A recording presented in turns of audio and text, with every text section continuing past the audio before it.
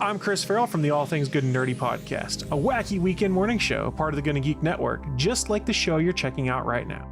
Shows on the network are individually owned, and the opinions expressed may not reflect others.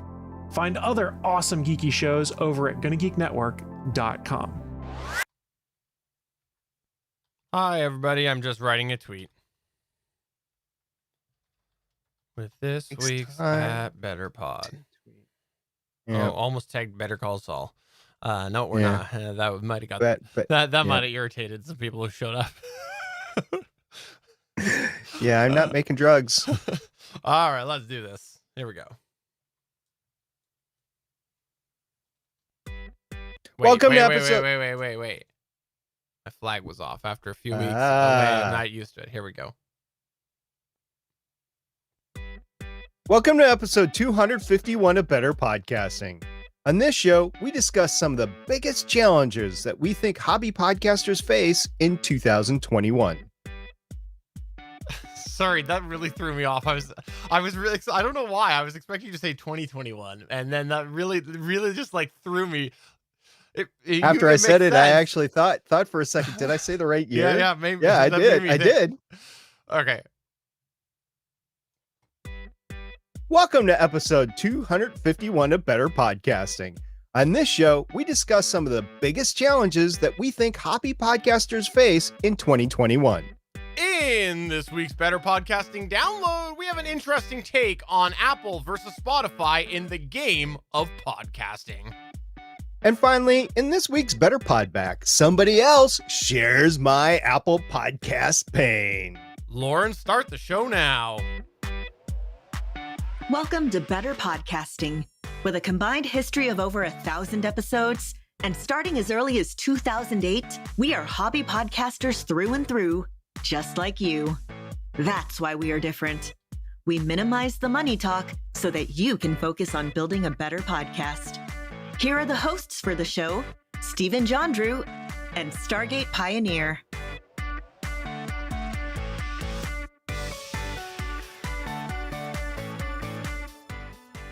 Welcome to episode 251 of Better Podcasting. I am Stephen, and with me, of course, is the wonderful SP.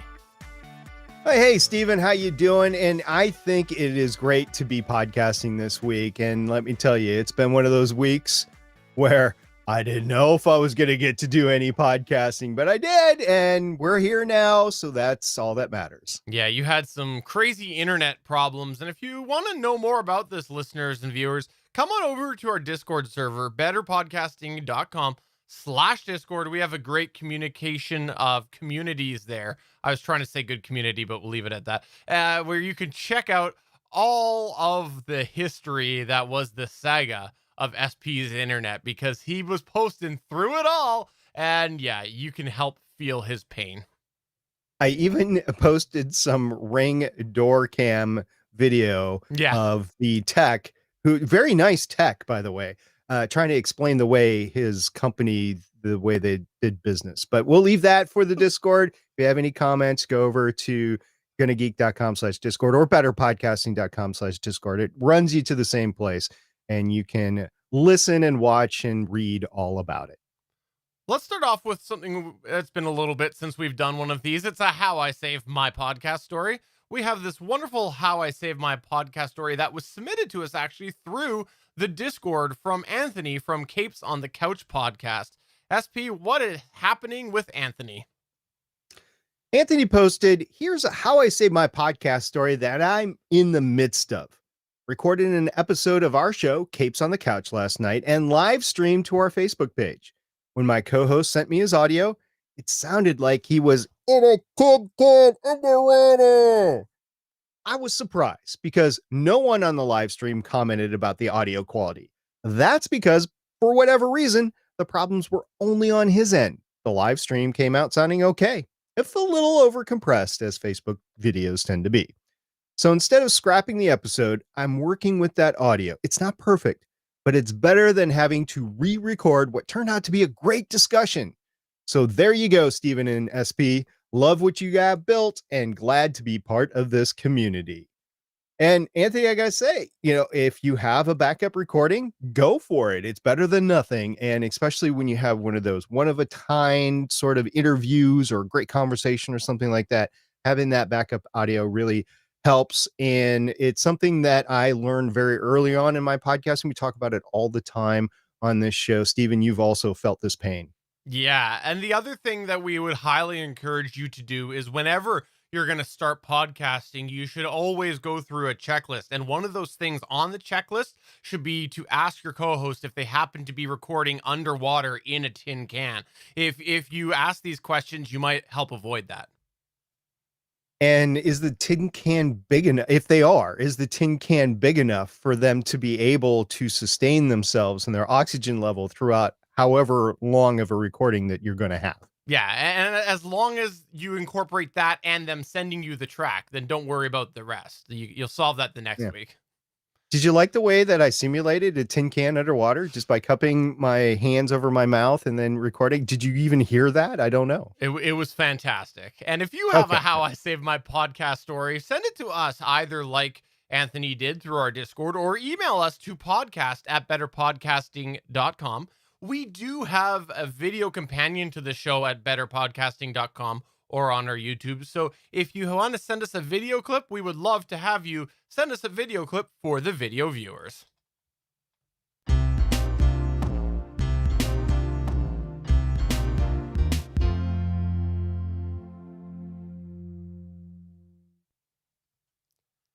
As we record this in May of 2021, there's a rapid shift happening in the world of podcasting. The rapid widening of the divide that is between hobby and professionally backed podcasts, basically big money podcasts. We've talked about this before, from award shows to new podcast products with high price tags. The gap continues to increase between these two camps.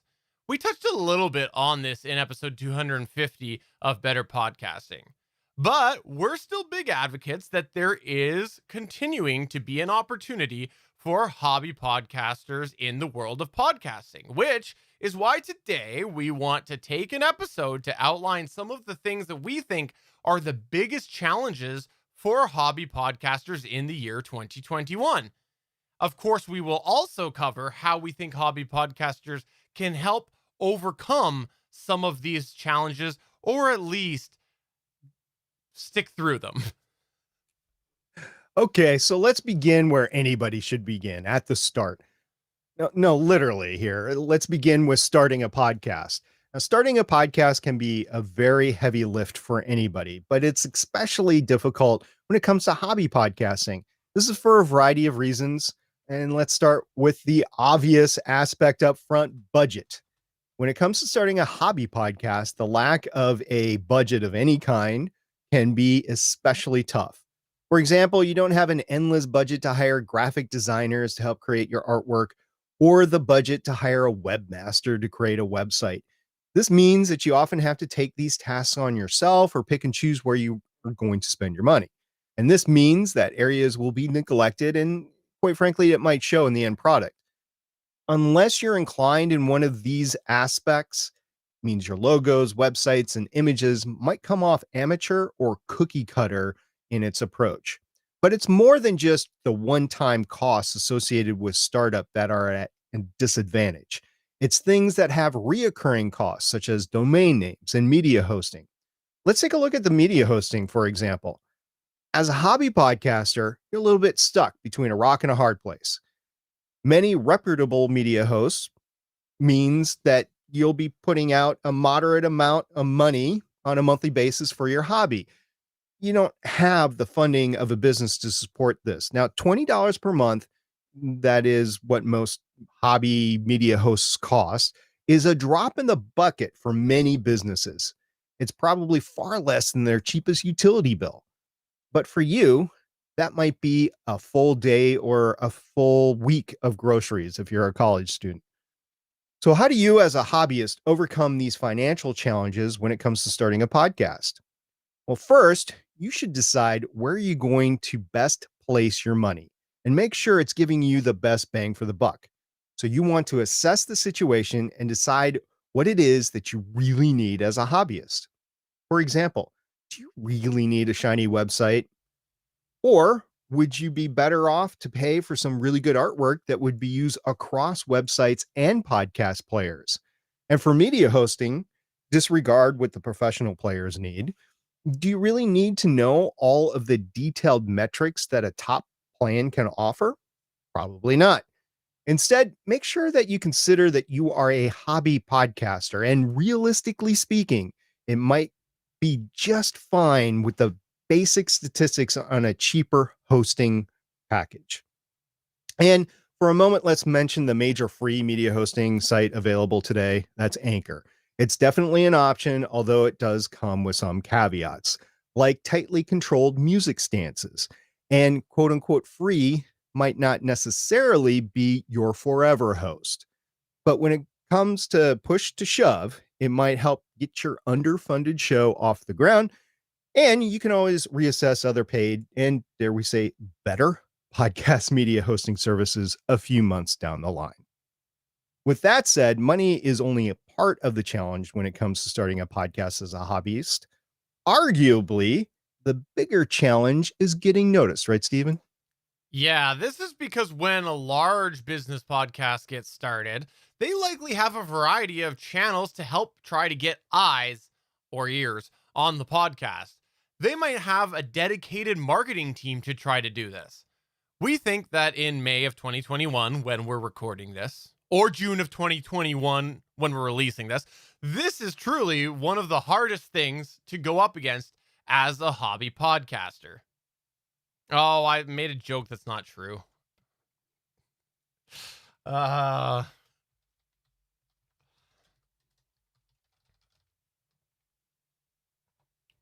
We think that in May of 2021, this is truly one of the hardest things to go up against as a hobby podcaster. So we'll just tell it like we see it. We don't think you're ever going to be able to go up against the big money when it comes to this challenge of trying to get eyes noticed right upon launching your podcast, which is actually what we think the key is to handling this challenge as a hobby podcaster. People who are starting hobby podcasts are likely going to come across a sea of advice that talks about quick ways to get your podcast noticed or grow your podcast quickly.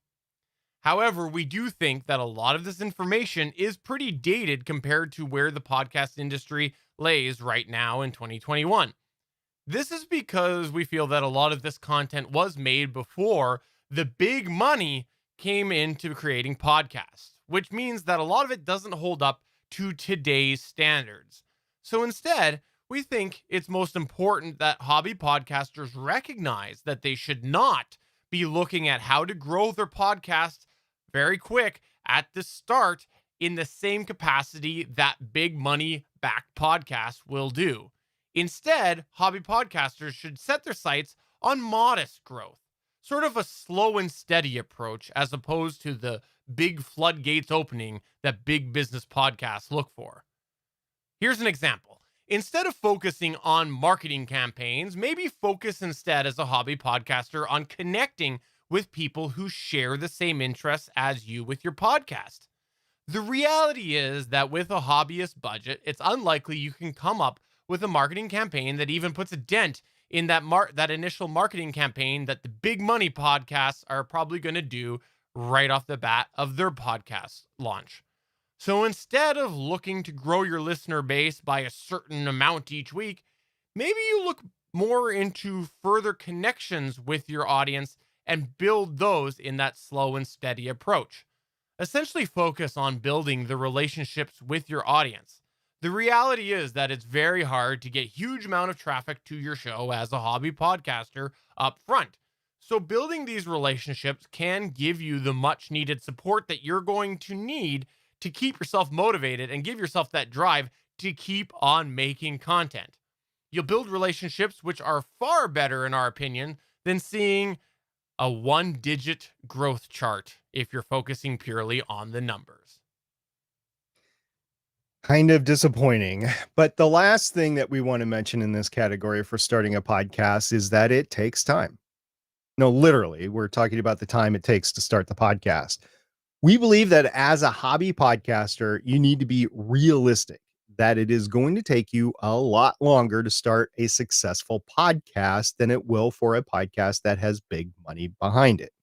That's because with your hobby podcast, you have less people working on the show and it's a hobby. So it's less time each day that you have to work on it. Starting a podcast can be a very time consuming event. There are just so many steps involved in the process. As such, we would suggest that you set realistic targets with your launch times, but also consider the variables of what you're up against. For example, let's say there's a new hit TV series that you want to cover. If it's a popular series, likely there'll be some big business somewhere funding a podcast to cover the topic. This combined with the fact that you're probably going to capture that initial new series buzz means that you may want to accept that you won't be the first podcast out there to cover the new TV series, but you'll also need to put some urgency to help to ensure you don't miss the boat altogether. So one potential solution to this issue is to launch with core components together, but delay launch of extra things like a website, full-fledged social media presence, etc. Or if there's a series upcoming, TV series upcoming that you think you may want to cover, plan for it early, get your ducks in a row ahead of time, and have that podcast ready when that first episode drops. Or if you even want to go back to the trailers and the commercials for the podcast and maybe even some panels at whatever convention is done before that of the actors and the creative team behind the show. So there's some things that you can do in advance of starting a show at episode 1 of a premiere of a new TV series. And that's just one example. And TV series, as we said before, is one of the easiest hobby podcasts to get started with because it's got ready-made content around it. So enough of that, Stephen. Let's talk about the next hurdle. Yeah, the next one that we want to talk about that we think hobby podcasters face in 2021 is initial technology requirements. Although we're pretty clear that, in our opinion, all you really need to start is an ATR 2100 or a Samson Q2U, or perhaps a Zoom PodTrack P4 with some decent dynamic microphones. The reality is that many of the big business podcasts that start have a budget, which means they probably are starting at a higher level of technology than you're probably going to start with your hobby podcast. This can offer a variety of benefits to the people putting the higher dollars into the initial technology, with both ease of recording and quality of sound. They also may have better post-production technology as well, which means things like a better ability or easier ability to clean up audio if it's recorded in less than ideal circumstances. And also, perhaps even podcast in a faster manner, basically get the content published quicker.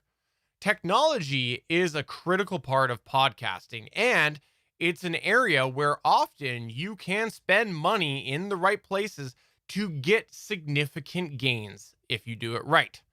So how do you, as a hobby podcaster, overcome this technology challenge? Well, we would say that we think you should focus on 2 key areas. 1, having the audio equipment to create consistent, listenable audio quality.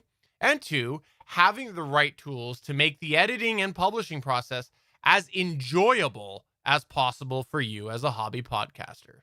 So what do we mean by this? SP, why don't you start with what we mean by the consistent listenable audio? Every podcaster's workspace and recording environment is different. So focus on the things that will help make your environment as listenable as possible. Let's say, for example, that all you have to record in are very large rooms with a lot of echo or reverb, as we've been calling it. Perhaps you want to invest in some blankets to place around the area to help reduce this. But that might not be enough. You may need to invest in a plugin like SPL Deverb to help ease some of that reverb. In this situation, you're focusing on solving the major problem in your recording environment rather than trying to focus unnecessarily on things like making sure you have better quality microphones, like those with a large budget might have. For our other part, the editing and publishing, try to focus on the tools that will make it more enjoyable for yourself. For example, while a big business podcast may invest in an Adobe Audition subscription, as a hobbyist, you might find that services or tools that give you a bigger time saving might be a better investment. Perhaps you want to invest in an ID3 tagging tool to make copy pasting tags each week faster into your final product. Or maybe you want to invest in a plugin to remove your breaths or a service to help remove your, what is it called? Crutch words. That's right. Okay. While there are benefits to programs like Adobe Audition, you might find that with your team of few or perhaps even a team of one, there are bigger gains to be had elsewhere. Now, Stephen, every podcaster's technology needs are different, and the podcaster might not even realize what they need until they get to the part of creating the podcast, right? Yeah, that's why we would encourage you to only get the basics invested in up front and then decide what will help you as you continue to go on with your podcast. SP and I have both seen a lot of people invest in their initial setup before they launch their podcast. And then after a little bit, they try to recoup as much of that money back as possible when they realize it's far overkill than what they need, or maybe it doesn't even accomplish what they need. It might not even be relevant to the final recording setup that they end up having. We've seen this happen so much with both recording technology and software used for editing. So really, we would encourage you not to get ahead of yourself as you are investing in your initial technology to get your hobby podcast going. So we know what you're saying right now. Okay. So since tech is going to be a big uphill battle, then that must mean that the team is where the hobby podcaster has the upper hand, right? Well, our next section is going to talk about just that. And that's because we think that as a hobbyist, you've also got quite the uphill battle compared to those big money backed podcasts. There are numerous layers to why we think it can be particularly challenging for a hobby podcaster to build a successful podcast team. So let's start with one that we think is the most challenging: casting the right talent for your podcast. No, I didn't say podcasting the right talent. I said casting the right talent for your podcast. So assembling a team of hobbyists to talk on a podcast can be quite the challenge. Unless you're starting a podcast with friends, it can be very difficult to find the right balance of voices that will all work well together. And you might not even be able to do that up front at the start. How do you identify everyone's strengths, and how do you make sure that everyone's strengths cover everyone else's gaps? Now, big money podcasts have ways to cast this talent, and they probably also have contracts that allow things to easily shuffle out when things aren't working. As a hobby podcaster, though, you don't have this. You don't have an HR department. You are the HR department. So finding consistent engagement is a way to do this, right, Stephen? Yeah, this is an area that can be also tough as a hobby podcaster, but can be a big win as well. The reason why we find that it's a little hard up front for a hobby podcaster is because you don't always find people who will stay consistently engaged with the process of hobby podcasting. The odds are that in a hobby podcast, no one is making money. And just like that beer league sports team that people do, everyone's just doing it for fun. With big money podcasts, people are using the podcasting to get a paycheck. And so money talks. Most people have had a job in their life at some point where they've just kept at that job because of the paycheck. And podcasting can be a tough thing to do. And so when people end up having a paycheck, like with the big money podcast, that can really help drive them along. Again, as a hobby podcaster, you don't have that money to drive you along. So if you can find people who are able to be engaged with the podcast and stick it through for the same kind of fun, then you can end up being able to rely on this talent without wondering when are they going to quit the show. Because again, finding consistent engagement can be a little bit tough for hobby podcasters. We'll come back to that in a minute. Another thing that can be difficult as well is overlapping. Actually, sorry, go ahead. And the last reason we want to mention on why it can be difficult to build a hobby podcast team is because often with hobby podcasting, everyone has overlapping duties. This can be very difficult compared to a big money podcast with a full production team. It means that everyone has to lift a little bit more and everyone is doing it for free. So how do you overcome all this? Well, first, we'd encourage you to start your hobby podcast with people that you know on some level. We're not saying that this will always work, but because starting a podcast can be tough, it can be a little easier if you know the people that you're starting this journey with. Additionally, we'd encourage you to come up with a plan of duties up front and try not to put too much on just one person. The more everyone can do their part to help out, the less chance that one person will feel really burned out because they're taking on the lion's share. As well, make sure everyone knows the direction of the podcast, and that means communicating up front that it's a hobby podcast and what that entails. The last thing you want is for people to get involved who are in it for the money when there's no money to be had, at least not initially and perhaps not ever. Also, have open conversations during the planning stage about what everyone's duties will be and encourage people to be honest with their time commitments. If you plan to have unrealistic time commitments, then you'll likely find that those people are going to pod fade rather quickly within 3 episodes or so. And of course, make sure all your legal ducks are in a row. For example, we've spoken many times before on this show about a written agreement with your team and the fact that we've seen where this was either useful or would have been very useful in a lot of different podcast situations. For some reason, having it written down, even if it's like a Google Doc, virtual or whatever, for some reason, that carries a lot more weight than just a verbal conversation. You have better memory of what everybody is going to be and what everybody has agreed with. So we would highly encourage you to do that. And before we leave this topic, we just wanted to footnote solo podcasting. And it's perfectly okay to start a solo show. Maybe you can't assemble a team to do it, and maybe you prefer to work alone. Either way, or whatever is the reason, just expect more work and balance the fact that you're going to have to do more work as solo with things like do shorter shows. Maybe you publish less frequently with your shows, possibly outsource if you happen to have the money, outsource some of the aspects of your production of your show. And maybe you want to book some guests for vocal variety and back and forth topic expertise, but realize that booking guests actually takes time itself. So it's a trade-off there. But solo podcasting is a topic for a whole other better podcasting episode. We talked about it before, and this show is not necessarily about solo podcasting. Just realize that as a hobby podcaster, solo podcasting is possible, but you're going to have to make some trade-offs with it. The last area that we want to dedicate a whole section to in this episode is the idea of promotion.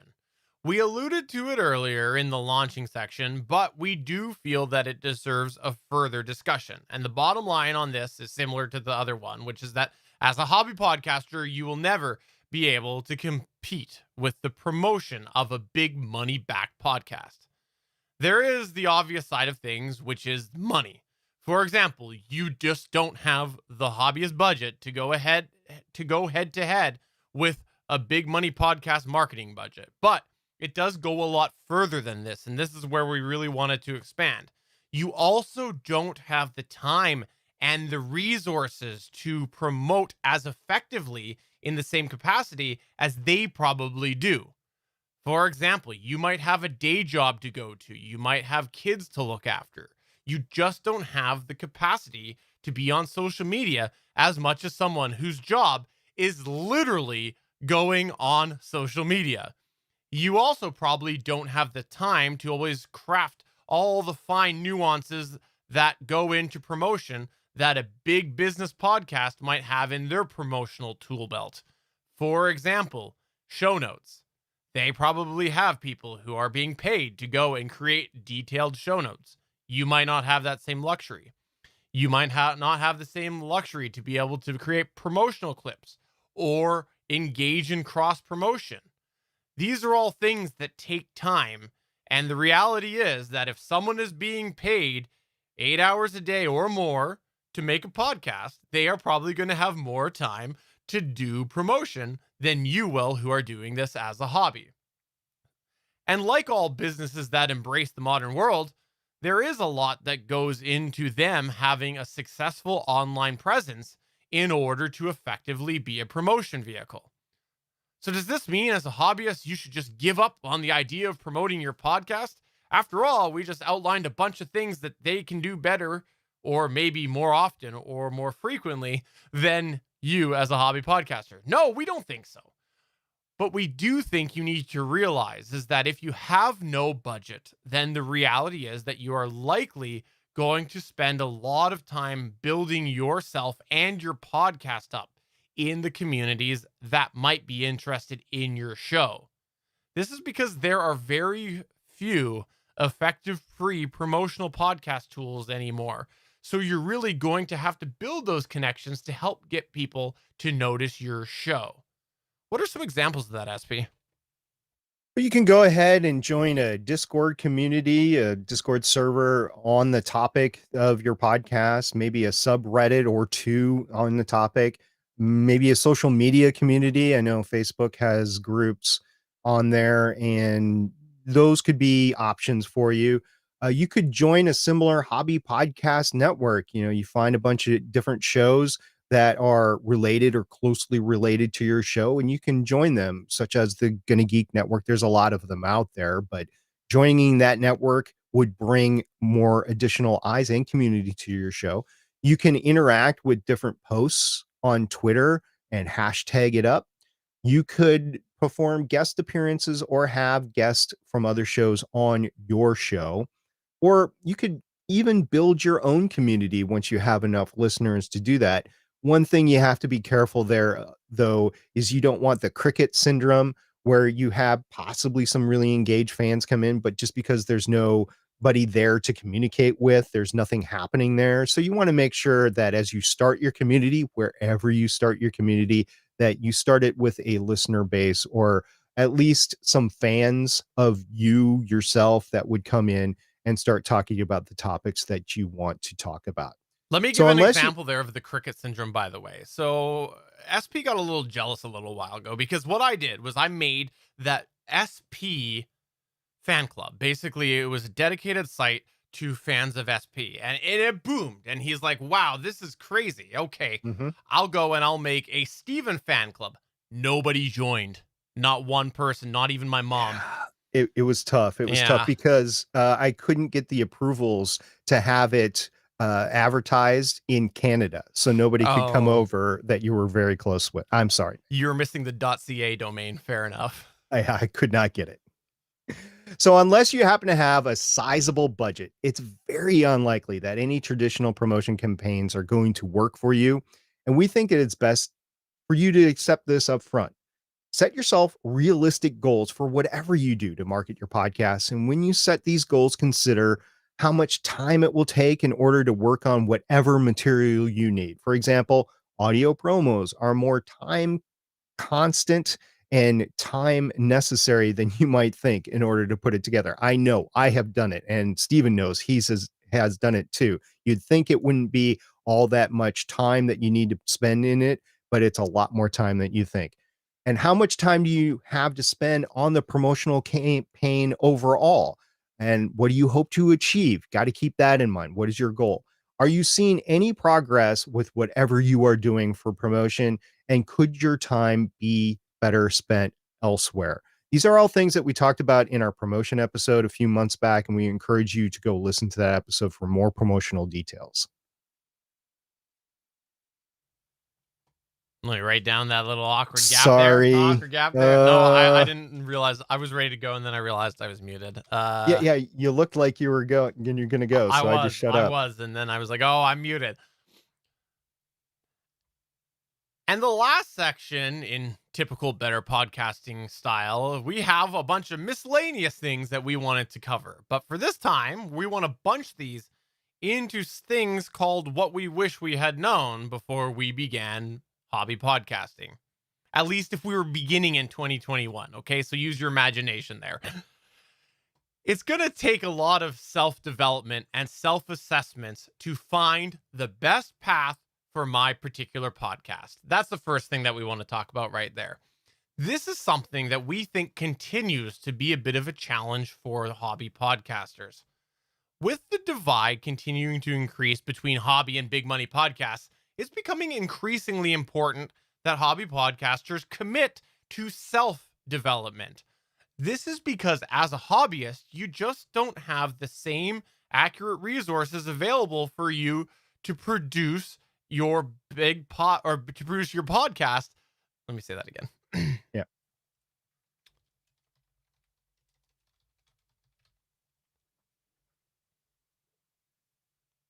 This is because as a hobbyist, you don't have the same resources available for you to produce your podcast that big money podcasts have. We briefly touched on this in episode 250, but we think the little value, jeez, times two. It's all right. You're doing great. This is because as a hobbyist, you don't have the same resources available for you to produce your podcast that big money podcasts have. Now, we briefly touched on this in episode 250, but the bottom line is we think that there's very little value of hobby podcasters paying for podcast consultants in the year 2021. There used to be more value to some degree, but we think that a large portion of this value is now gone for the hobby podcaster. And the reason for this is because podcast consultants are generally running a business. And like with all businesses, in the end, they're looking to make money. It's a business. They should be making money. As such, podcast consultants are starting to tailor their knowledge to the current generation of podcasts that are looking to make money on their podcast. After all, those are the people that can afford to hire the podcast consultants. And so that means that a lot of this knowledge and this education is probably going to be tailored more towards the big money podcasts, not you as a hobby podcaster. This increases that gap between the knowledge of what they're providing, i.e., if you're going out and paying for podcast knowledge, and what a hobby podcaster truly needs. Now, the good news is that there is still a lot of resources available on the internet for free that are applicable to hobby podcasters. But the challenge is that hobby podcasters really have to dedicate their time to seeking out the knowledge and create their own self-development plan. We mentioned this in episode 250. There is a wealth of knowledge out there that is applicable to the hobby podcaster, but you need to work on that self-development plan yourself. Podcasting is evolving rapidly, so we do think it's important that hobby podcasters do spend some time following what the latest trends are in podcasting and using that information to help plan their self-development plan based on what things are trending what way. If you don't continue your development, you're probably going to be left behind in the end in the world of podcasting. As a hobbyist, though, it can be really hard to maintain this development. So what we'd suggest you do is just focus on one or two things each year to work on for personal development. Basically, just keep it simple. And then try to fill in the gaps by keeping up to date with some of the latest podcasting news, etc. If you hear fanfare about a new product, service, or change in the podcasting space, take the time to consider if it affects your podcast. And if it does, figure out, are you going to apply that to your hobby podcast? Do you have to skip an episode? Is it something that you can chip away at over several weeks or months? Is it something that you need to address right now, or can it wait an indefinite period? All things to consider. Another challenge that we feel hobbyists face that we wish we had known before we started podcasting, is, again, assuming that we're starting in 2021, is how often things really will go wrong. And equally important, the stress that you face when trying to deal with these problems. It can be difficult to get a new podcaster to understand how often things go wrong in podcasting. For example, it could be a really rough recording session with lots of errors, or it could be worse. You could lose an entire recording.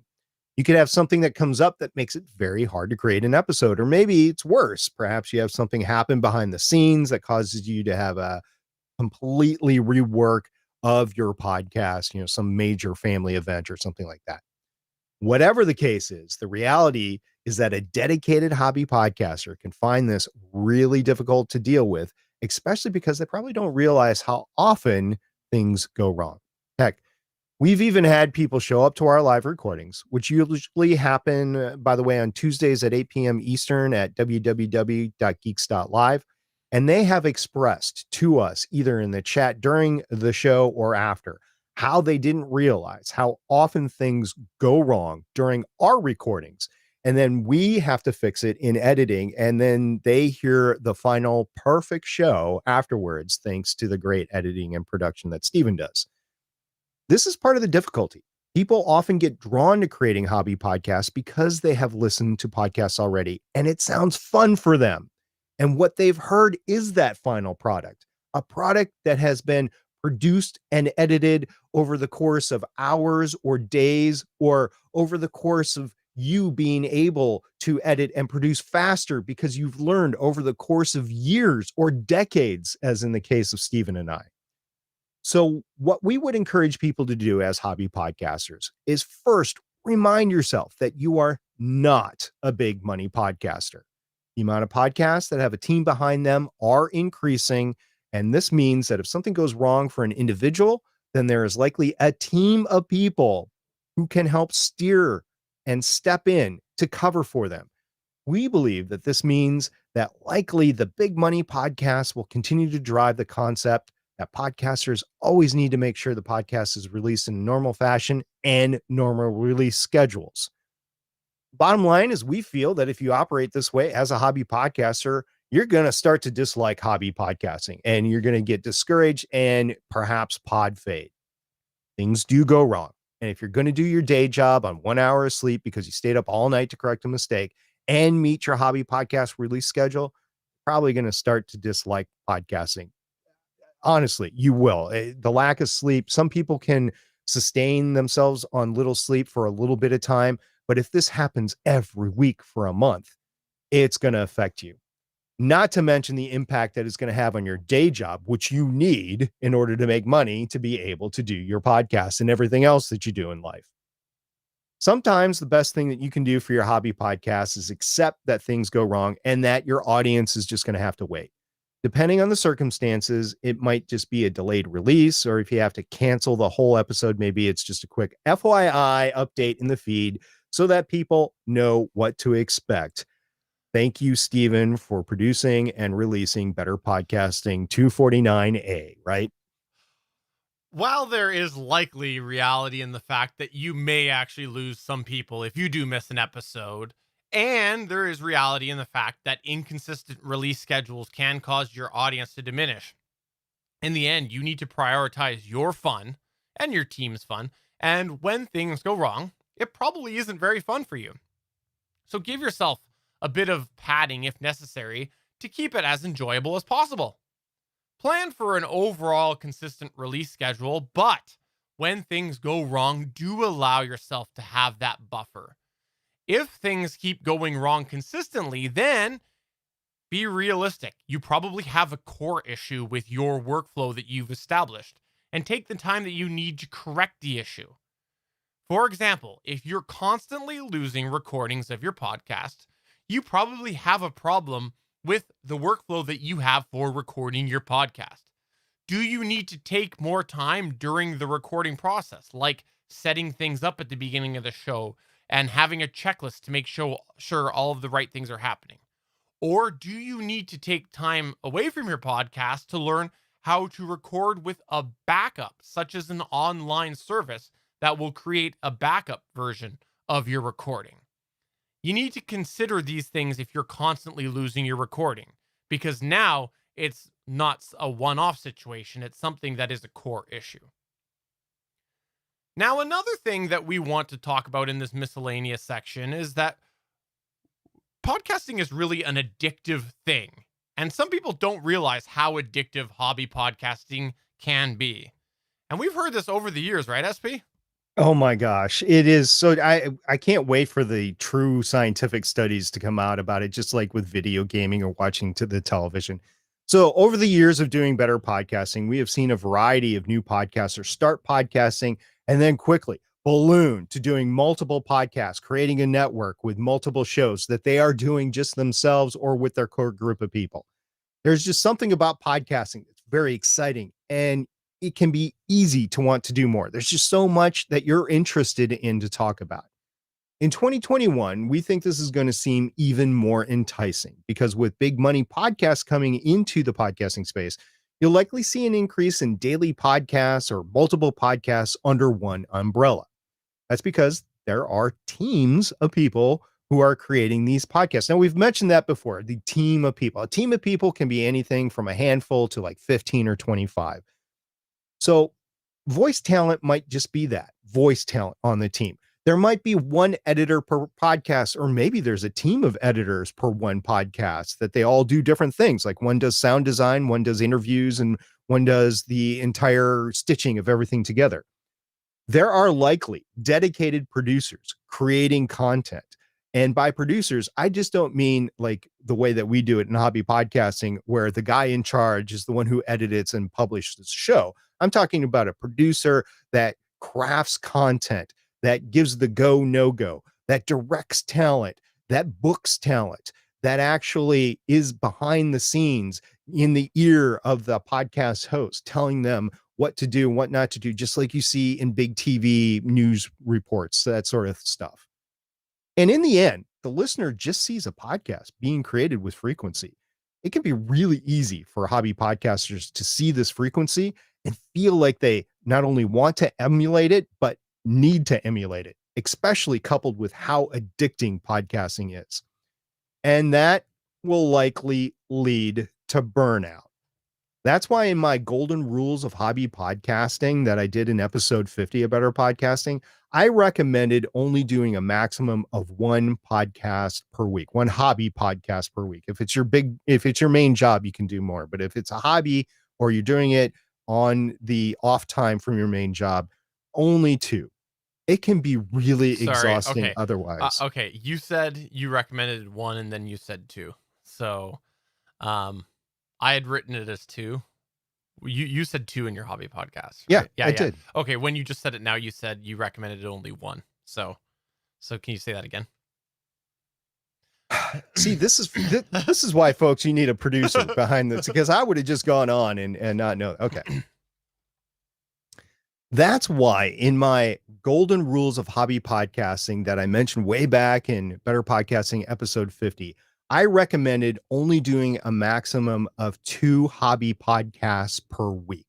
Now, if it's your main job, if you're doing it full time, great, do more than that. But if you're doing it in your off time, you can't do more than 2 podcasts per week. And actually, even one could be more of a burden on you than you think. And if you don't limit it, it can get really exhausting. It really can. And if you are a relatively newer hobby podcaster and are considering doing another show, we'd suggest that you do whatever it takes to wait just a little bit longer before starting that new show. You're just probably riding the buzz of being new to podcasting, and you might not have seen crunch time yet, or you might not have ran into your first issue. For example, something just going wrong with your podcast, like your internet going out the day that you're supposed to record with your co-host who lives in another country. If after a few months of feeling the podcasting grind, you're still wanting to do another podcast, then that might be when you really assess actually starting that other show. And if you're looking for that way to keep you from podcasting, email to podcast@betterpodcasting.com and SP will email you back a disapproval picture. It'll be a picture of him giving you a disapproving look.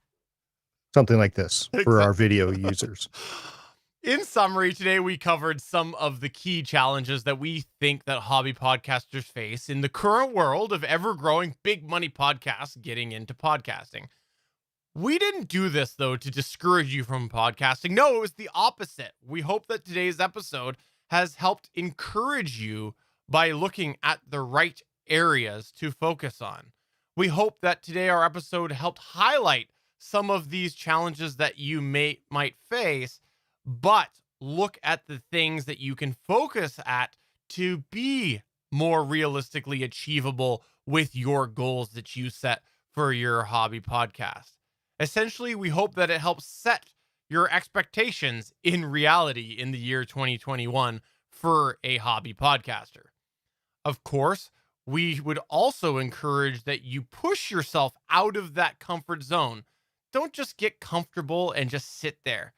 While we do think, on average, hobby podcasters will generally have a smaller listener base than a big money backed podcast, you never know what will happen if you apply yourself. Hey, as a famous Canadian once said, you miss 100% of the shots that you don't take. So push yourself, take those shots, and every now and then with your podcast, you might find that you land one of them. See, I don't watch sports. And that will be really, really fun when you make that shot. And fun should be the number one goal of your hobby podcast. Hey, we had to say it once in this episode. Yep. And playing hockey, as Wayne Gretzky would say. This is the Better Podcasting Download. In the past couple of weeks since we recorded our last show, there's been a few things that came up, but there was this one article that was talked about in some podcasting circles, and I figured it was a great thing to talk about here on the Better Podcasting Download. There's an article by Loop Ventures. I assume that's what it's called, Loop Ventures, Loup Ventures.com. They're Minnesota based, so I'm all about them, right? The article was titled, "Podcasts Are Apple's Hobby, Spotify's Career." So first of all, the article is clearly written from a potential investor's perspective, and that is the purpose of Loop Ventures after all. So a quick summary of the article, they did a comparison between Apple and Spotify. They talked about the approaches and strategy in podcasting with each of the companies. They did an analysis of the perceived aims or goals in the podcasting space by both Apple and Spotify. They slightly commented on the... Can I get you to say that again? Just go from the whole thing. From the summary again. Okay. A quick summary of the article. It is a comparison between Apple and Spotify. The article talked about the approaches and strategy in podcasting by both of the companies. The article talked about an analysis of the perceived aims or goals in the podcasting space of Apple and Spotify. There was a slight comment by the article's writers on the exclusivity models of both of the podcasting companies. They talked about the relevancy via the sharp increase of ad revenue in the 10 or 11 digits. We're talking billions of dollars here in podcasting advertisements. And the percent of podcasting of overall company revenue between Spotify and Apple, and then a comparison to video broadcasting and streaming companies to try to give it a company-wide financial comparison for somebody that really just didn't know anything about podcasting, that was an investor. Now, what does this all mean for the hobbyist? What does this article mean for the hobbyist? Now, as I always say in the download, stay tuned for more developments. This is not the end all be all. But Spotify is rapidly gaining on Apple's market share. This has been denoted in many different places. Spotify is clearly the number 2 in podcasting for a lot of different reasons. But Apple is still number 1, right? But the way that Spotify distributes podcasts could be different than Apple in the long term. We've already seen the models be different. And if Spotify starts to be the big dog in podcasting and force the industry to go a certain way, that could be detrimental to hobbyists. It could be, because Spotify's in it to make money. Apple has been very generous. I mean, as much Apple bashing as we've done on this show for various reasons, Apple has been very generous to the podcasting community by creating that initial hub and having standards that are perpetrated throughout the podcasting space. Now, you can debate whether that's good or bad, but Apple's been a big player in that so far. If Spotify and their slightly different model of podcasting turns out to be number 1 in say 2 or 3 years, then all of a sudden you're going to see some of that stuff flip, and it might not be as easy for hobby podcasters to get their shows out. So in the end, your shows should be distributed to both Apple and Spotify. It's a no-brainer right now. It's the number one and number two site. Get your shows in their directories. Check to see if your shows are there, and if they're not, submit your shows to those two platforms as soon as you can. And then, as I said at the beginning here, watch what happens in the industry, pay attention to the news, listen to better podcasting, and find out what's going on in the podcasting space. Spotify might open up a little bit more. Apple might close down a little bit more. You never know what's going to happen in the future. But I sense because the money is coming into the space as much as it is, things are going to change. So it's important to pay attention not only to these people, but places like Amazon and other big companies that are entering into the space. So, Stephen, what's your take on this Loop Ventures article? I think that it's written a lot off of historical information to a degree, and what I mean by that is I think the recent changes in Apple kind of show that this article might feel pretty dated in about a year's time. I think we're going to see Apple push it a little bit above the way that they're framing this as their hobby. And I get what they're saying. I totally get what they're saying. And I think that if you look at sort of the investments that Spotify has made in pushing their business agenda along, it makes total sense. But I think that we might see this playing field level out a little bit there.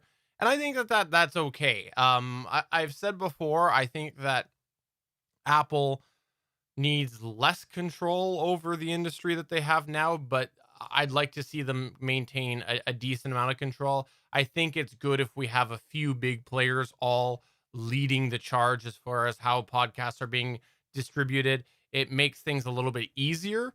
And basically what I'm saying is I think Apple's gonna not want to I think Apple's gonna want to chip in to some of that momentum that Spotify has been happening. And I think we'll see a bit of a shift with how they treat podcasts here pretty rapidly over the next year.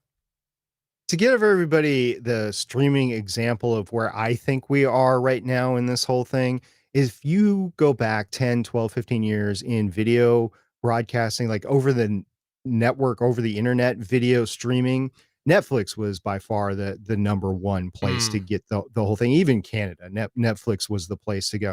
Well, about 10 years ago, 12 years ago or so, I don't remember the exact date, Hulu started to come into the space. And then you started to get more and more companies coming into space. Now we have Prime, we have HBO Max, we have Paramount Plus, we have all these things. And a lot of it just happened in the last few years. Well, podcasting could go that way really quickly, where Apple really was the Netflix of 10, 12, 15 years ago. And then all of a sudden you have all these other companies coming on. Spotify is the one that's gaining the fastest right now in podcasting. Now, will podcasting ever be as big of a business as those video streamers? Probably not, to be honest with you, but it'll still be big business. It's not like it's chump change. You're talking billions of dollars that are flowing through here. So people want their share of that, and it's going to happen. But I do like what you said, that the article was written from an example of where Apple Podcasts was and not necessarily where they're going. Very quickly, they could turn on a dime. I think this whole Apple Podcast Connect thing that they've got going is a really big first step into changing their stance on podcasting. And by the way, just as a disclaimer of the article that was posted in the article, you'd have to click to get into it, but they actively write about the themes in which they invest or may invest. So they are talking about investing into the podcasting space. And that was the purpose behind this article. That's why I said it was made from the investment standpoint. So you could go ahead and read the full disclaimer if you click into the article yourself, which will be listed in our show notes. But I don't think this is any different than what we've been saying. It's just another place, another independent investor group that's looking into podcasting and go, hey, wait a minute, there's some big money going on here. Well, yeah, we know that. But it does mean that as a hobby podcaster, you should look over your shoulder and just see what's going on, because if it overtakes you and you're just not aware of everything, like if changes really rapidly take place over the next 2-3 years and you have no idea they're coming, you can't adapt to it. So that's all we're saying, is just pay attention and keep having fun with your show, as Steven said at the end of the last segment. This is where we here at Better Podcasting turn the show over to you as we run through some of your feedback. We call this segment Better Podback. SP, misery loves company, and today Josh Liston would like to give you company. For those of you that haven't been following this, SP has had an ongoing Apple Podcasts issue. Basically, he has not been able to move his podcast over to the new Apple Podcast the whole time. So after many tech support requests, he just said, I'm going to wait and wait till the deadline and see what happens, because he got nowhere with Apple Tech. And Josh Liston said the following. Oh, Apple Podcasts is still a total mess at BetterPod. Only 4 shows in my migrated account, and only one of those shows is still live. The other shows were all closed in my pre-migration account. I'm sorry for not taking an interest in this issue prior to today, folks. Yeah, it did impact a lot of people. There was a lot of actually big money podcasts that were affected. A lot of people that couldn't even log into their accounts, that at least could log into my iTunes Connect account, or when I logged into my Apple Podcast Connect account, it migrated, or it took me right over to the iTunes Connect account. And this started in the beginning of May or end of April when this was announced. I think April 28th or something like that, this whole thing started. I was one of the first people to get on there and to try to migrate my account because of Better Podcasting. And then all of a sudden, boom. And this was a problem for us because, well, Better Podcasting is one of the shows on one of those accounts. And I could tell Steven was very frustrated with me. So I'm sorry about that, Steven. It's okay. I cried. I cried too.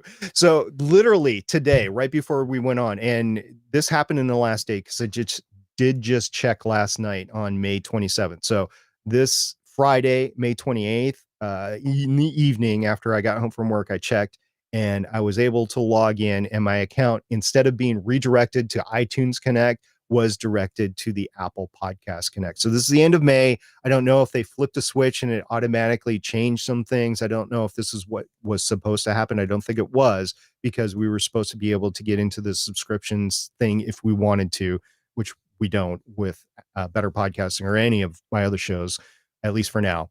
And I couldn't do that through the iTunes Connect account. But yes, I finally got into the Apple Podcast thing. We'll see. It was right before the show, so I haven't had too much time to get in there. I did click into the shows to make sure that they were there and look through the data. So yes, they are there, and that is good. And I'll report back to what I think this means for hobby podcasts after I have a chance to get in there and fiddle around with things. But Josh, thanks for joining the crowd of people that were having issues. And I do mean a crowd. It wasn't just me and Josh. It was a lot of people that were having issues with Apple Podcast Connect.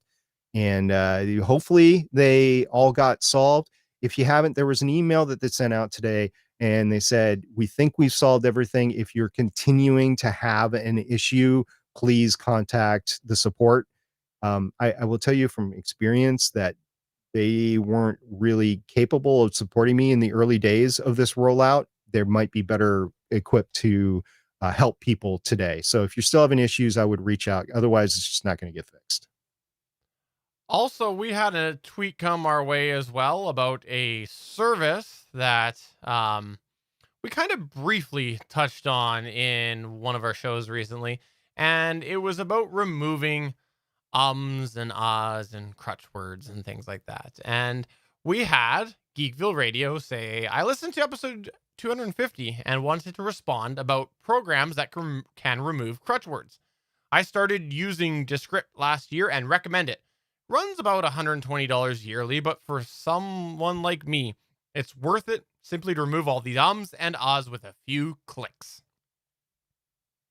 Yeah, and I haven't used it personally, but it works very differently than an audio editor, like the normal DAWs that we work with. You actually see the words on the screen, and then you can cut them out, and then you have to work to make sure that it's not too much of a abrupt change back and forth, or at least that's what I've seen and heard to date. I would be interested in this if I was doing an audio only show. Unfortunately, all my shows are video based, so it doesn't really help me with that. And that's one of the reasons why I haven't really tried Descript. But if I ever do another produced audio only show, I would look into a service like this because it would really help out. You might just have that one co-host that has issues with crutch words, and you just pull your hair out every week having to deal with it. But what they say is really cool, or you really like them, or they really have a good rapport with the audience or something like that. So you just don't want to boot them from your show because they have a lot of crutch words. A service like this could help out. So I'm glad that Seth from Geekville Radio has had some experience and has enjoyed it. And it tells me that it would be worth it for somebody that does an audio only show. And the last thing that we just wanted to acknowledge in our Better Pod Back this week was a bit of a nod to what is always a great feeling in every podcaster's life who ends up having to undertake this, which is Yakko said farewell to Podcast Studio 3 and the one I've been using for the longest amount of time. Really looking forward to seeing what I can do in the basement of my new with a really good sized desk. So if you didn't know this, Yakko or Yak Zero is moving houses and has been setting things up in the new house for a little bit and has been awesome at keeping everybody in up to date in our Discord. And I wanted to mention this because I have moved my podcast studio between houses and I've moved it between rooms. And I gotta say, it is this weird experience because you do, as you're taking down the gear, and even when I moved my desk, you're taking down the gear, you're thinking about all the things and all the fun you had with that setup. And then when you're moving it to a new location, you're looking forward to all the new things you're going to be able to do, but you're also going to correct all the terrible things that happened over the years in your old studio, like running cords just completely in a rat's nest because of the fact that you've added to your equipment along the way. You get them all clean, and then for a week it's great, and then you end up making it a mess again. So I've got a couple of things to say here. First of all, I guess at least three. Congratulations, Jeremy, for your new house acquisition and your ability to move your studio from one place to the next. That's got to be a great feeling, not just for your podcasting, but for your family. So congratulations there. The second thing, I would like to do an episode at some point in time about things that I would like to do in a podcast studio from the ground up in 2021. Considering video as a possibility. I mean, we've all been teleworking, or most of us have been teleworking at some point over the past year and a half. So video has been a consideration for a lot of people that were just doing audio shows anyway, just for work. So I would like to do a show on that. And if anybody, including you, Jeremy, if you have any comments on that, I would love to hear them or see them. Send in a video clip to podcast@betterpodcasting.com. We would love to play it at some time in the future. And the third thing that I wanted to say is Jeremy doesn't know this. I mean, he kind of does, but he doesn't know it for sure. I'm going to be driving by his place at least twice in the next month. I would love for a chance to hang out with you and then see your new studio and maybe talk over a few things, do a little consulting while I'm there. I would love that opportunity. So Jeremy, reach out. If you're listening to this, reach out to me. I know you're busy. You might not be able to respond right away. That's why I'm giving you a couple of chances over the next month. And I would love to drop by and see your new studio, finished or not. I would just love to be able to have a picture, have a selfie of me in your new studio. I think that would be great. And yes, I just invite myself over, but hey, with COVID and everything, if you don't want me there, that's fine. But I would love to drop by and see you. So that would be great. And congratulations once again, how I started out. Congratulations on the new studio. More importantly, the new house. And yeah, it's the middle of summer. So good luck mowing that lawn. So that's going to go ahead and take us to the end of the show. Before we wrap up, we want to remind you we're part of the Gonna Geek Network. The Gonna Geek Network has a bunch of amazing geeky hobby podcasts on there, but particularly I want to highlight that we also do the Gonna Geek show with our co-host Chris Farrell. It's a weekly geek news show and we talk about things from gaming to space. And I gotta say, if you've never checked it out before, I think you'll be quite impressed with what SP brings to the table each week. He always, if it's just talking news, he ends up doing a lot of research on the news articles. Sometimes he does whole segments about different eras in space. I know this is a podcast about podcasting that we're on right now, but I just wanted to acknowledge on here right now that if you haven't checked out what SP does to the Gonna Geek Show and you're at all interested in space, SP really puts a lot of time and thought into his different sections on that show. And so you should check it out and then send him a tweet and tell him how much you enjoy his work that he does there. Yeah, I do the space stuff. You guys take on tech and gaming and streaming and stuff like that. It's not like I'm the only one doing the research. It's a great show to listen to. I listen to it when it comes out. I listen to it. I pick up stuff that I don't hear when we're podcasting because I'm looking at show notes or something like that. And it's a great experience. So I really appreciate Steven's not only producing this show, but producing the GonnaGeek.com show. It's really fun for me. For those that don't know, I am a rocket scientist. That is not made up. I have degrees in rocket science. I have been working in the field for almost 30 years now. So yeah, I've been there, done that, and it's something I like to talk about. And if you have a space topic that you want to hear or whatever, just reach out to me and I'll talk about it on the GonnaGeek.com show. So thank you very much for that, Stephen.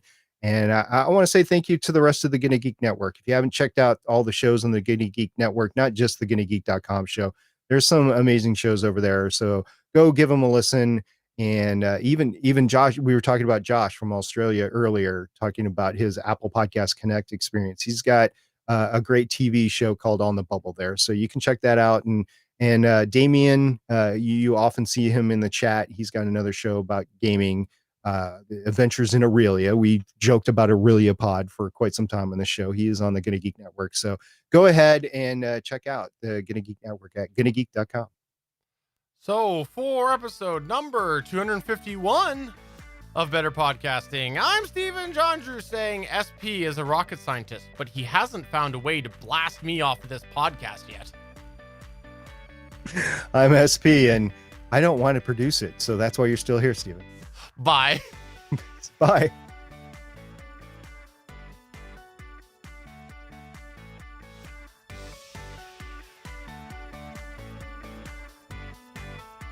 Thanks for checking out another episode of Better Podcasting. You can find the full back catalog of Better Podcasting at betterpodcasting.com. If you're into geeky podcasts, please check out the other podcasts on the Gonna Geek Network at GonnaGeekNetwork.com. This show was produced and edited by Stephen John Drew of Gonna Geek Productions. Voice work was done by L.W. Salinas. Thanks again for listening or watching, and we hope to see you again next week. All right, everybody. Thanks for coming on by. We hope you had yourself a fun time. I don't think we have much post-show tonight, but yeah, if you didn't catch this earlier in the week, SP had some internet problems that I think are resolved now, it looks like. Hey. Yeah, really hope so. I was able to podcast Monday night. I have no idea how that happened. No, I have no idea. Because I was experiencing a lot of drop packets and I was experiencing blackouts of the internet and that sort of thing. But we were able to do the GonnaGeek.com show. So we were both like, well, should we go ahead and do that or not for Tuesday? And wisely, Stephen recommended that we not. And that was good because my internet was hard down on Tuesday night. We didn't know why until a couple of days later.